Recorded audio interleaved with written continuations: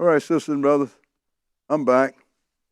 I believe that somewhere along the line, somebody did something to try and cause this. Maybe just an equipment error, or maybe Satan has decided to weigh in.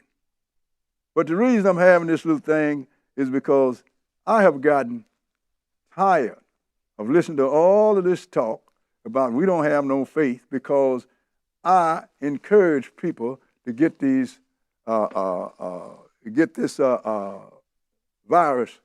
this, the vaccine.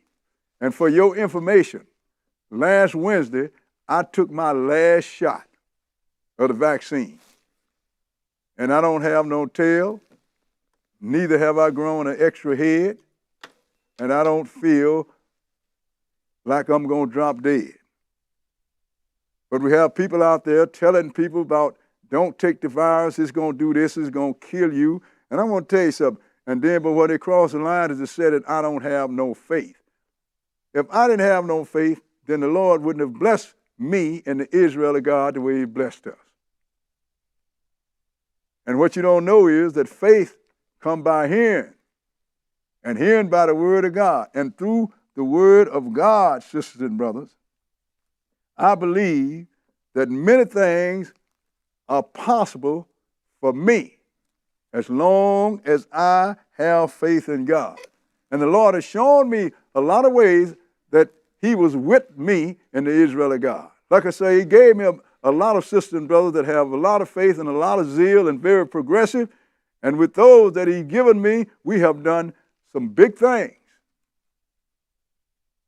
And just like Paul said in 2 Corinthians 11 chapter, starting at verse 16 to 33, you can read on your own, he got up and he had to vent on these Hebrews because everybody was talking against him, like what he couldn't do and what he was doing.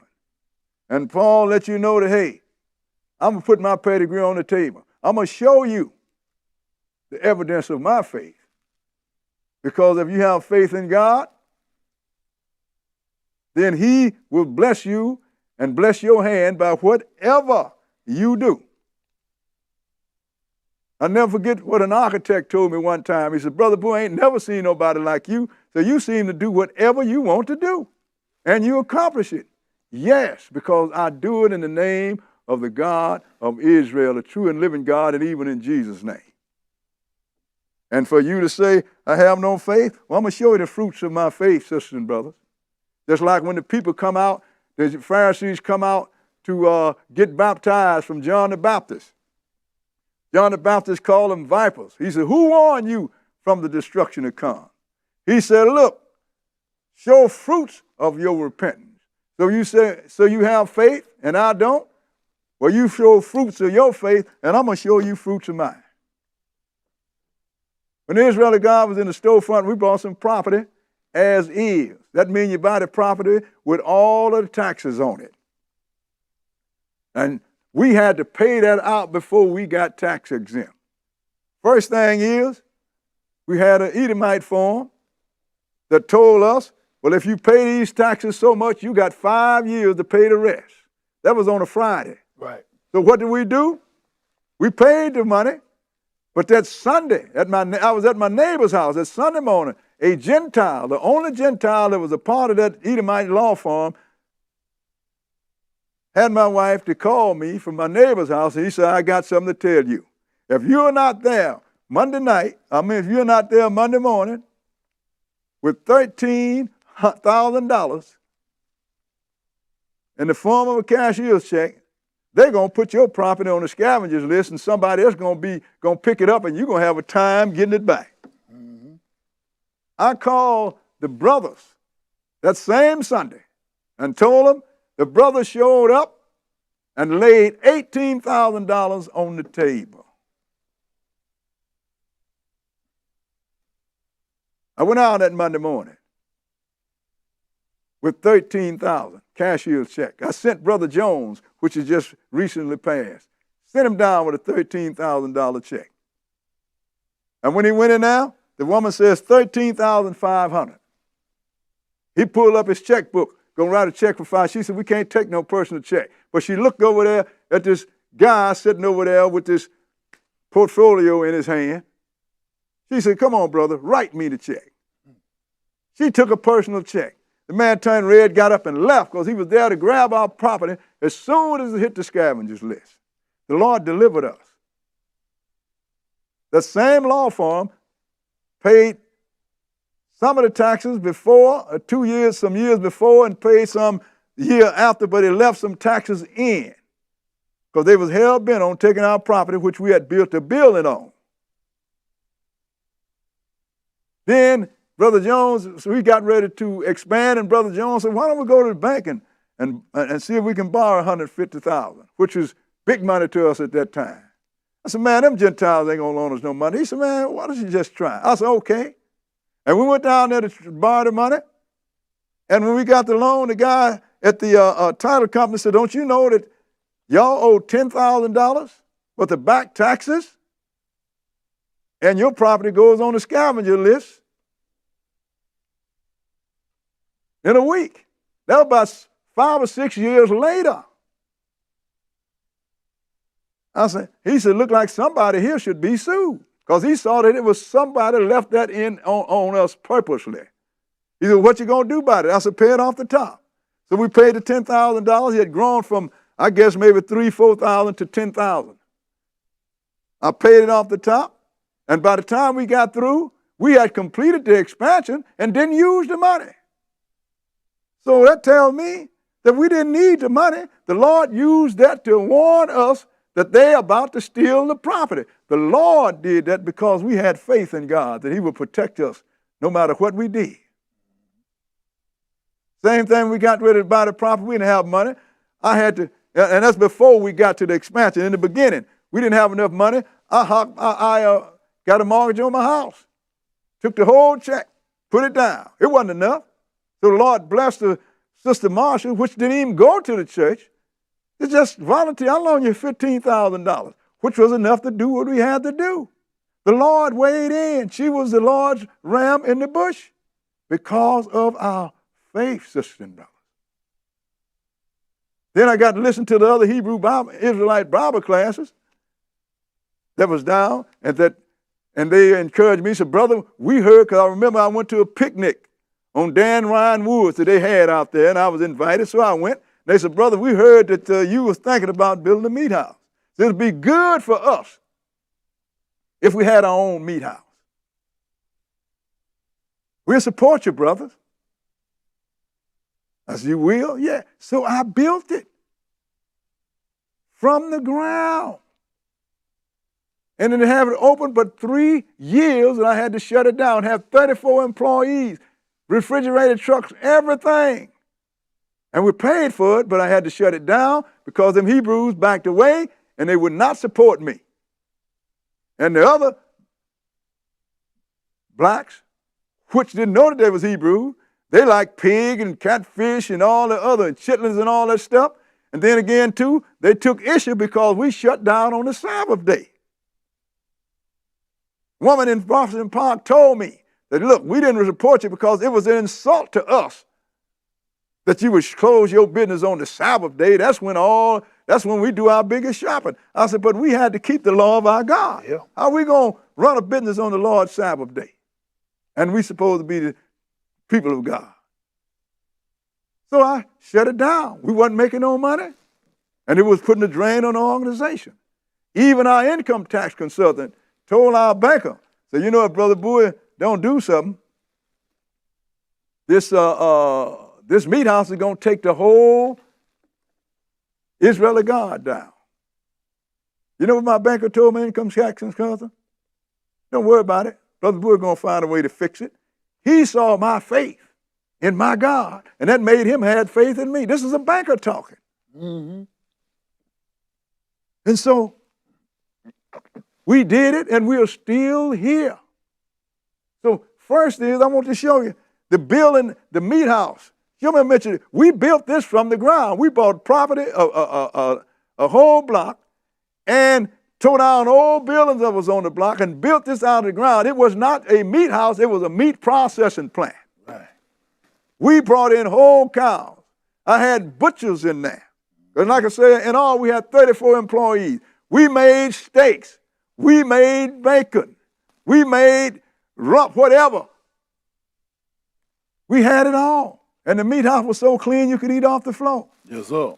But because of non-support, we had to close it down. So this is a picture of the meat house we built. Built it from the ground. Big basement, all refrigeration, everything, sisters and brothers. But we did it out of faith. We just had faith in God that we could do whatever we wanted to do, long as it wasn't contrary. So since then, brothers and sisters, we have done a whole lot of things. We built the meat house. And of course, we built that other church, the old church on 75th Street. Show me the church on 75th Street.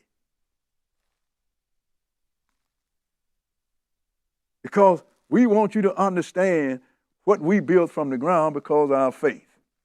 Can you get the church up from 75th Street? The old church that we used to go to. You don't have it? Oh, okay, well, you have all the other buildings we done built? Well, okay then. But since we built that and since we built the meat house, we have purchased and rehab a minimum of 17 churches. And some of the churches had school buildings on it, gymnasiums on it. This is a building apart. Cafeterias on them. We bought them all. One even had living quarters on. We bought them all. And so we're going to look at some of the things that these people of no faith have done.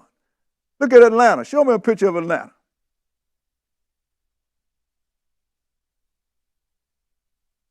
Is that Atlanta there? Yeah. This is Atlanta class. That's not all of it, but that's enough. We have to live with it. Okay, the next one I want to see is Birmingham. That belonged to us. Big church. Whole lot of parking lot. In this, we had a school there. We had a gymnasium there. We had a cafeteria there. Next one in line is Baltimore. We bought that. That's in Maryland, Baltimore, Maryland. We rehabbed that, and it's in good shape. Mm-hmm. Next one we have in line is Baton Rouge, Louisiana. We bought that, and we rehabbed and having service on it. Next one we have is Buffalo, New York. We bought that building. It was a bank building. We got it, and we rehabbed it. And it's ours. Dallas, Texas. We bought that from another church. The next one is Houston, Texas. We bought both of these buildings on the same property. Israel of God. We did that because we believed in God and He blessed us. Next one is Jackson, Mississippi. We bought that and we rehabbed it. Fixed it the way we want it. That's huge too. Next one, Kalamazoo, Michigan. We bought that. And it was already fixed. All we had to do was bring it, go sit down. We even bought the chairs in it. The next one, Los Angeles, California. We bought that from another church, already fixed up. Huge. Had living quarters there, so a family could live in. Our brothers could stay in if they had to, if they fell on hard times. Next one is Memphis. We bought that and rehabbed it. Parking lot and everything else. Nice big building. Used to have a restaurant there that we had in the back of it. But we shut it down when a sister died that used to run it died. We just shut it down. Okay, the next one is Minneapolis. See, 2 buildings there, connected. One service and one with a banquet hall or whatever you need to do in it with basement. We bought that. Next one is Montgomery, Alabama. We purchased that. That had a school and everything. We let them deal with the school until the season was over with. We didn't just throw them out. But that was a church we bought totally. And we are in it having service, sisters and brothers. Next one is Orlando, Florida. We purchased that. And we rehabbed it. And we have a service in it whenever we get back over. Next one, St. Louis. Oh, that's huge. We purchased that. That was a big old Lithuanian church. We bought it, and we rehabbed it and fixed it to fit our taste. We did that. Next one is Zimbabwe, Africa. Right here, we build a building for service. Then we build a big kitchen for it. And they let us have some property over there. It was built on a farm, and now we have a farm on there. I'm going to show you. This is farmland. That's planting stuff. That belongs to the Israel of God. We have, we raise corn. And look at this corn. When they grind, the brothers made the corn, and they making maize out of the corn. This is food. They're doing this. And we had cattle. This is goats. This is cattle. And we don't have the pictures of the chickens and stuff, but the Israel of God have a big, huge congregation church in Zimbabwe, and we have a farm, and we have livestock. It belongs to the Israel of God. And how is it that we've done all this? Because of our faith. And you're going to tell me we don't have faith? Because we won't encourage people to take the vaccine? Well, I want to let you know something. This vaccine ain't nothing but another plague, sisters and brothers. That's all it is, another plague. And when Lord, on the Passover, when the Lord told Israel to take that lamb and put the blood over the doorpost, he said, because I'm going to pass through Egypt and kill every firstborn of every household. He said, when I see the blood, it's going to be a token. That's a token of your faith. He said, and the plague will not come into your house. Right. What he brought through there was a plague on Passover. Had somebody said, well, I don't believe Moses. You know, I'm an Israelite. I ain't going to do this. Oh, by the way, I missed one of the buildings there. Look at the one. This is the building that we're in right now in the Israel of God. We built that building. It is built on 19 and a half acres. How many people can say they put concrete on 19 and a half acres? And the next thing we see, you see this building over here, this business building. Part of it is rented out, but the most of it is a medical center. The Lord put it on my mind to do a medical, to fix up where we can circumcise the brothers, but He has given us a whole medical center, and it is operational. Now, as far as the brothers, we got big and we got all of these congregations. We had to service them. We go by planes, but we also, God blessed us with a fleet of conversion vans, rolling living rooms. The brothers are comfortable, a whole fleet of them. And I want to let you know something. We owe nobody nothing. When we started to build this building, sisters and brothers, I think we had about $4,000 to $6,000 in the bank. But still, we put up a $20,000 edifice, and we have much more. I mean, it's $4 to $6 million in the bank. About $4 million, I think. I can't remember. But we put up this edifice, $20 million edifice, and we don't owe nothing, and we have much more than what we started with. Our contractors used to say they were building. He kept worried about running out of money. I told him, look, man, the day that your first check bounced, that is the day that you worry about us running out of money. You just keep building the building, your money's going to come. We did it, sisters and brothers. All of this we did by faith. That's why when we had the grand opening here, I had them sing the song, we come this far by faith.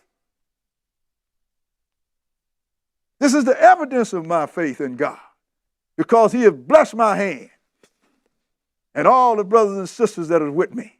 He blessed me with them. And you're going to question the faith? No, you question your own faith. Right. Because if you got all this faith, show me something that you would put on the table. Mm-hmm. If you put something on the table, I bet you your last money, it don't match what the Lord have put on the table for us.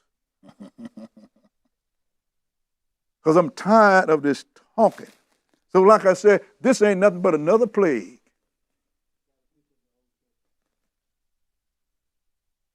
Well, that's the old church. They got everything back. Well, that's okay. We built that. That's the one I had to hock my house to build, okay? All right. But so that's enough of the pictures. I want to let you know, sisters and brothers, that we always operated in faith. Right. And the Passover, the night that the Lord come through there, that killed the firstborn in Egypt, that was a plague. And the Lord said it was a plague. Mm-hmm. If you don't believe it, go to 12th chapter of Exodus and read it. He said, when I see the blood, I'm going to pass over your house, and the plague won't come into it to kill you. That was a plague, sisters and brothers. And then we look around, you look at in 1 Samuel, the 24th chapter. God was mad at Israel. The 2 Samuel, the 24th chapter. You can read on your own. God was mad at Israel.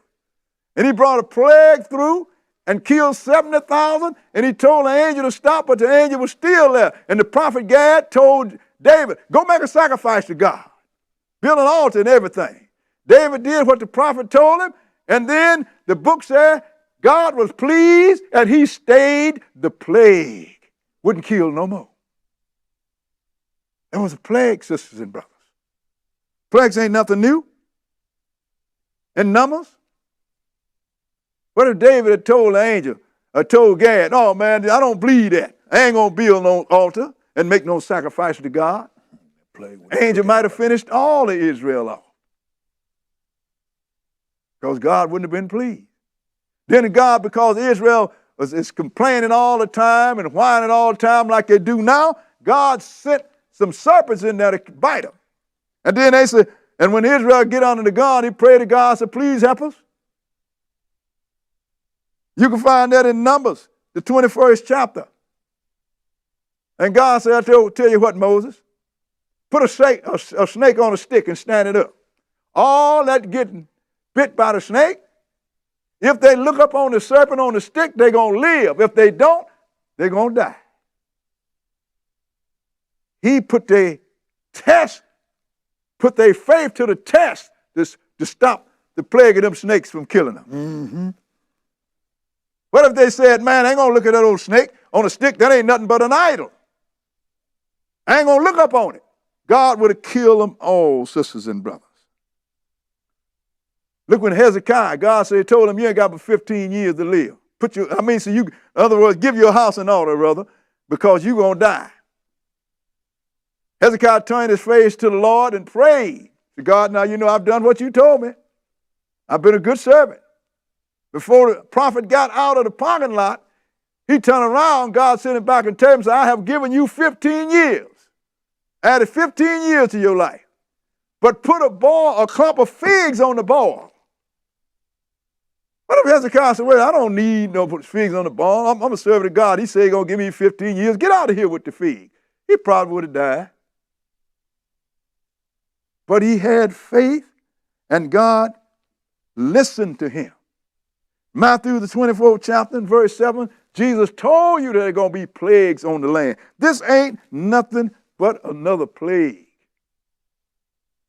And in Hosea, the 3rd chapter, the Lord said, had it written, can evil come in a city and the Lord didn't bring it? The question is no. So this thing is from God. Mm-hmm. So now, if God give these men, these Gentiles, or whoever's doing it, the knowledge to stop the plague, if it stops the plague, it's from God. If it can't stop the plague, and God didn't want them to stop it, then I don't care what you do, you can't stop it. Right. Just like he told Gad. Gad told David, build an altar. Prophet told Hezekiah, put some figs on a clump of figs on the soap. Moses told the people, put the blood over your doorpost. Then God told Moses, put a snake up on a stick. Mm-hmm. You had to do something that the Lord delivered you. But no, I'm going to serve to God. I ain't going to do nothing. This plague and nothing else is going to touch me because of my faith. Satan brought that to Jesus. Look, if you the Son of God, jump off this high pinnacle. Jesus told Satan, it is written, thou shalt not tempt the Lord thy God. So I'm telling you this, sisters and brothers. Yeah, I got my shot. I'm through with it. For now, if it come up again, then so be it. And I'm going to warn brothers, but always telling people, don't do this, and sisters, and don't do that. If somebody die from this plague because they believe in something you did, their blood is on your head. Yes, sir. I want you to know that. You ain't no doctor. You ain't no scientist. All you are is a man or a woman that's running your mouth. Now, if this plague is from God, it is, because God ain't going to let nothing happen to his creation without his order or his permission. And just like the ones that the Lord had the prophets tell them to do this, to stay this, I am convinced that he is the one that brought these Gentiles out with these vaccines. And anybody that ignore all of the death that's around them, then maybe your vision is small. Well, if you take this vaccine, it might kill you. If you don't take it, this plague will kill you. I'm going officially on the record, sisters and brothers. I promote taking the vaccine. And I don't want nobody else sending me no notes. Don't be sending me no letters telling me what I shouldn't do or this. You are not qualified. Right. And you're going to tell me about faith in God? I'm going to tell you something, brother. Faith, God have blessed just about everything I set my hand to. You know why? Because I have faith in him.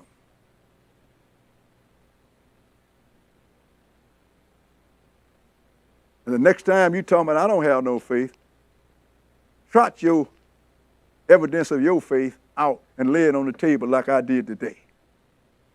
And let the Lord show who have faith and who don't.